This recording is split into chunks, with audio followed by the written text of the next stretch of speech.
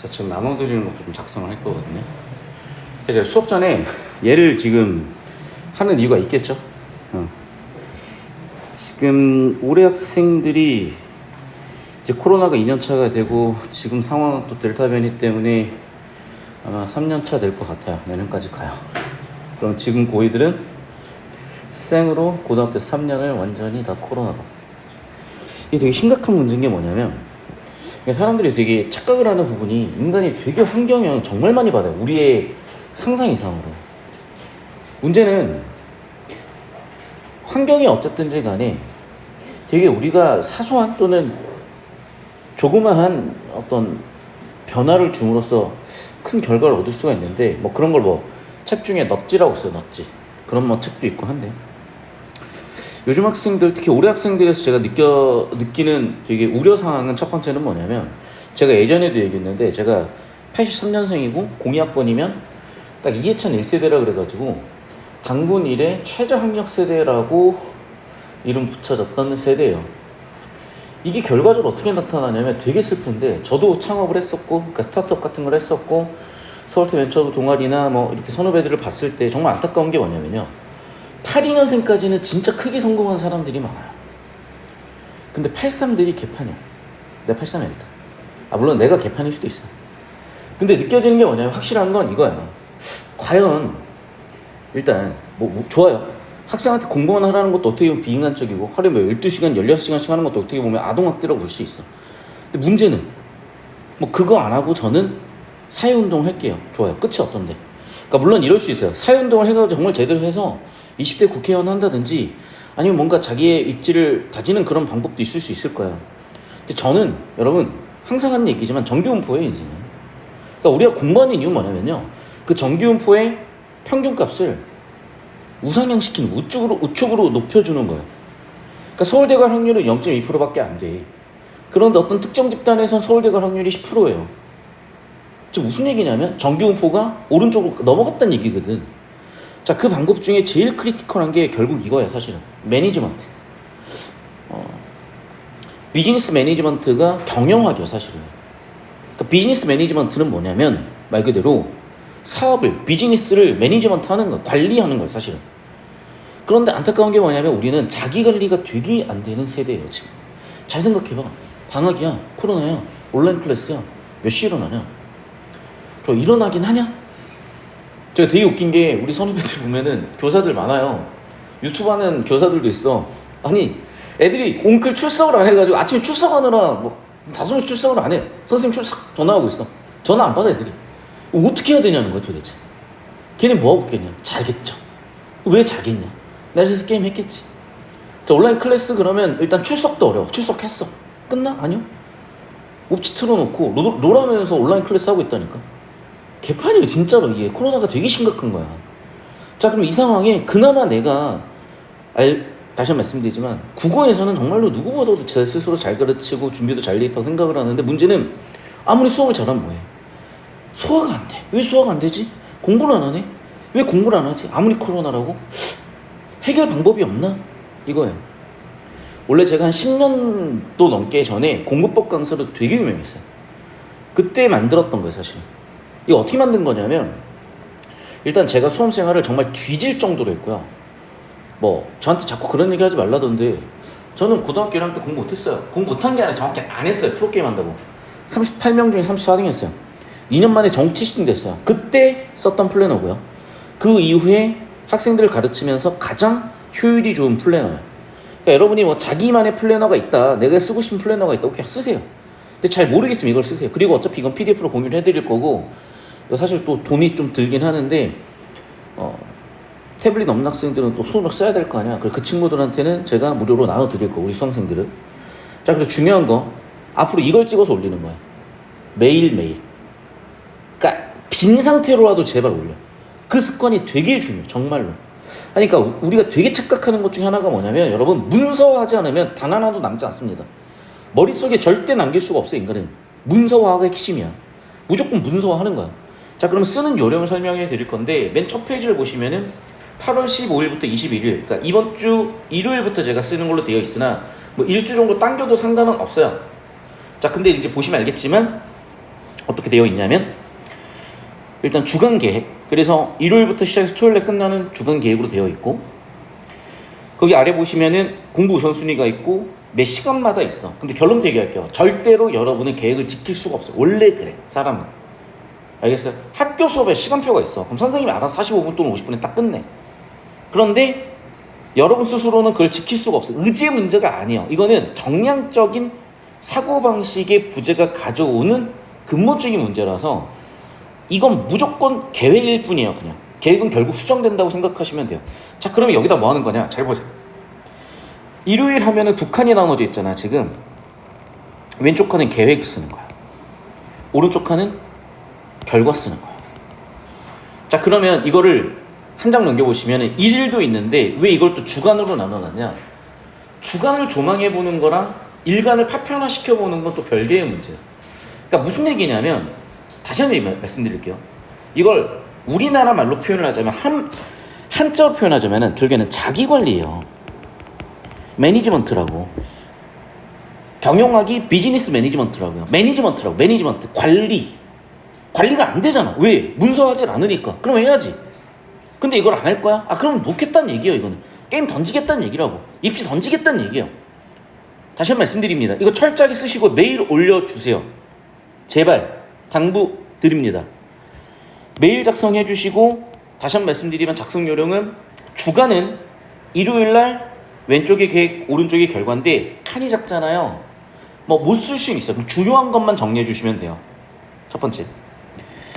두 번째, 이제 1일인데 뒷장 넘어가 보시면 이제 1일로 돼가지고 녹색 칸으로 돼서 계획, 공부 주제, 시간, 분량, 메모가 있어요. 역시 계획을 쓰는 거예요, 대강. 그러니까 예를 들면 이런 거죠. 자, 오늘 공부 계획이 뭐냐? 예를 들면 베이노 초격차 국어 보충 영상 듣겠다. 그런데 보충 영상 하나가 보통 한 4시간 정도 하잖아요. 3, 4시간 정도 하잖아요. 근데 배속으로 하면 한 3시간 정도 줄일 수 있을 거고, 혼자 생각하고 정리하는데 4시간, 오케이. 됐어요. 그럼 시간에다 4라고 쓰는 거야. 자, 분량은요? 그냥 한 강의라고 쓰면 될 것 같아요, 저는. 됐죠? 특이사항 있으면 메모 써주시면 되는 거예요. 그런 식으로 계획을 일단 세워놓고, 자, 구체적으로 이제 공부 계획이 들어오는데, 뭐 그럴 일은 없겠지만 학생에 따라서는 오전 4시부터 공부하는 학생들이 있을 수가 있어요. 그리고 그러면 좋은 건 아니지만 오른쪽 아래 끝에 보면은 12시 넘어서 공부하는 학생들도 있어요. 근데 12시 이후의 칸을 제가 다 아예 잘라놓은 이유가 뭐냐면, 수험생활은요, 여러분, 수능이라는 건요, 내가 밤에 시험이 잘 쳐지는 사람이냐고, 내가 새벽에 집중력이 좋다고 나만 새벽 4시에 수능 국어 치게 해주는 시험이 아니에요. 나는 여름이 좋아. 나는 수능을 8월 15일에 치고 싶어. 그건 네 사정이지 수능은 절대로 여러분의 사정을 봐주지 않습니다. 제발 좀 착각하면 안 되는 게 뭐냐면, 고3쯤 됐으면은 내년이면 성인인 여러분께서 느끼셔야 되는 건 뭐냐면, 사회는 물론 여러분 한 명 한 명이 이루는 것이고 바꿔가는 것이지만, 시험이라는 건요, 룰에 나를 맞췄을 때, 고득점 했을 때 좋은 결과가 있는 거예요. 올림픽도 마찬가지야. 잘 생각해봐. 야, 예를 들면 높이뛰기를 해. 근데 나 혼자 예를 들면 장대를 들고 가서, 그러니까 장대 높이뛰기 말고 나 혼자 예를 들면 그냥 높이뛰기인데 장대 들고 가서 높이뛰면 누가 그 기록 인정해줘요? 나 혼자 도핑하면 인정해줘요? 룰에 맞춰야 되는 거예요. 룰에 철저하게. 아시겠습니까? 저는 새벽에 양궁을 쏘면 잘 쏘던데요. 그럼 네 사정이야. 다시 한 번 말씀드리지만 여러분, 시험이라는 건요, 경쟁이라는 건요, 룰이 있어요. 그 룰을 무시한다? 그건 자기만의 세계예요. 방구석 여포라고. 방구석에서 하세요. 그거는. 사회에 나왔으면 여러분이 세상과 마주할 때는 철저하게 세상에 여러분을 맞추고 재단하는 수밖에 없어요. 잘못된 거 아니냐고. 잘못됐지. 근데 나 얘기하고 싶어요. 잘못됐다고 주장하려면요, 그만한 힘이 있어야 돼요. 힘도 없이 잘못됐다고 얘기한다? 누가 가만둬. 다시 한 번 말씀드립니다. 책임도 이제 지셔야 될 나이기 때문에 현실적인 얘기를 드린 거고, 자, 다시 그러면 시간별 공부 계획도 이거야. 제가 써놨어요. 시간별 공부 계획 결과 기록. 자, 그러면 오늘은 2021년 8월 오늘 며칠이니? 13일이었어요. 금요일이야. 쓰세요. 그렇게 지금 써. 거기다가 2021년 8월 13일 금요일. 자, 이제 왼쪽 칸이 역시 계획을 쓰는 거야. 오른쪽 칸은 뭐냐? 실제를 쓰는 거야. 자, 그러면 오늘 계획은 뭐냐? 나 한 7시까지 잘 것 같다. 그러면 7시까지 쫙 끊어가지고 수면이라고 써주세요. 저는 수면 8시간 나쁘지 않다고 봅니다. 수면 9시간 절대 나쁘지 않다고 봅니다. 대신에 깨어있는 16시간에 15시간에 온전히 집중하는 게임인 거야. 자, 그럼 7시부터 8시까지 뭐 할 거냐? 뭐 예를 들면 뭐 등교 준비 있으세요. 두 칸 나누는 이유는 30분 단위로도 끊어줄 수 있게. 자, 그러면 이제 8시부터 뭐 예를 들면 뭐 12시까지 학교 수업이라고 좀 쭉 쓸게요. 근데 문제는 이제 학교 수업만 들어야 된다. 오케이. 그런데 내가 자투리 시간을 이용해서 뭘 할 거야. 그럼 거기다가 쓰는 거예요. 자투리 시간에 영단어 외우기. 뭐 그런 식으로 구체적으로 쓰는 거야. 됐어요? 또는 학교 수업도 마찬가지야. 그냥 학교 수업으로 퉁치지 말고 예를 들면 수학 시간이야. 그럼 수학 시간이면 수학의 진도가 있을 거 아니야. 그럼 오늘은 이제 수2의 미분의 정의를 나가는 파트예요. 됐어? 그럼 그렇게 쓰는 거야. 자, 그러면 계획을 써놓고요. 계획도 결과도 언제 쓰냐면 잘 들으세요. 자기 전 30분 혹은 오늘 공부 끝나기 전 30분 전에 쓰는 거야. 둘 중 하나 선택이요. 오늘 야자 시간 끝나기 30분에 쓰거나 오늘 자기 전 30분에 쓰는 거야. 그러면 내일 계획을 미리 세워야 되겠죠. 오늘 결과를 작성해놔야 되겠죠. 오늘 결과가 뭘까? 내가 수학 시간에 미분을 들었는데 이해 안 되는 부분이 있어. 그럼 그 내용을 간략하게 써보는 거야. 오늘 미분 공부했었는데 나는 미분 공식 중에 곱셈에 대한 그러니까 미분의 공식 유도가 안 되더라. 그럼 어떻게 할까? 뭐 그런 내용들을 적어 놓는 거야. 예를 들면 결과적으로. 됐어? 자, 그래서 다시 한 번 말씀드리지만 계획을 세워놓고 오른쪽에 실제 어떻게 공부를 했고 거기 생기는 문제점들은 무엇인지 작성해 주시라.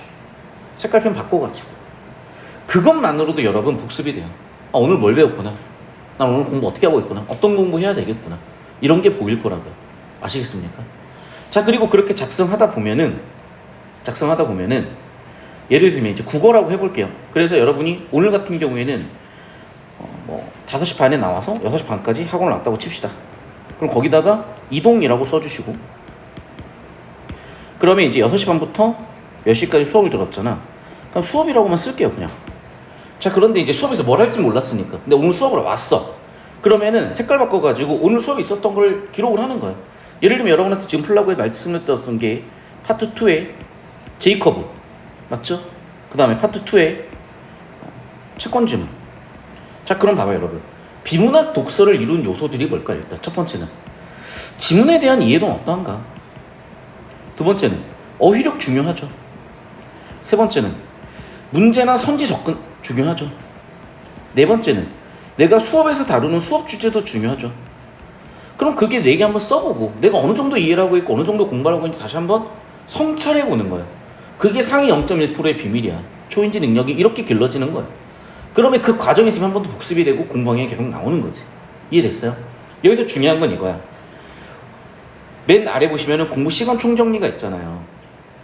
꼭 색깔 바꾼 펜 같은 걸로 내가 이걸 하는데 몇 시간이 걸리는지를 또 써주는 거야. 분량은 얼마를 했는지 써주는 거야. 이게 처음에는 되게 피곤해요. 그래서 예를 들면 내가 수업 내 지문 다루는데 수업에서 예를 들면 4시간이 나갔어. 복습하는데 1시간이 걸렸어.